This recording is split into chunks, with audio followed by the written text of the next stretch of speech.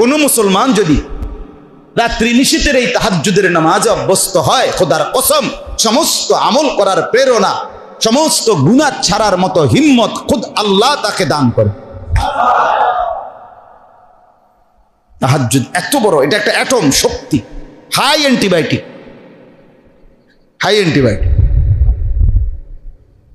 কার্যকর একটি শক্তি তাহাজ্জুদের নামাজ।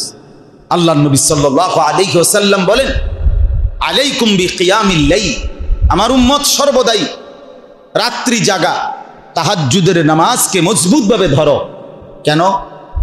ফাইন্নাহু দাবুস সালিহিনা ক্বাবলাকুম, তোমাদের পূর্বে আদম থেকে যত নেককার লোক ছিল, সমস্ত নবী আউলিয়া আতকিয়া, সমস্ত নেক বান্দাদের চিরাচরিত অভ্যাস ছিল, সমস্ত নবী আউলিয়া তাহাজ্জুদ নামাজে অভ্যস্ত।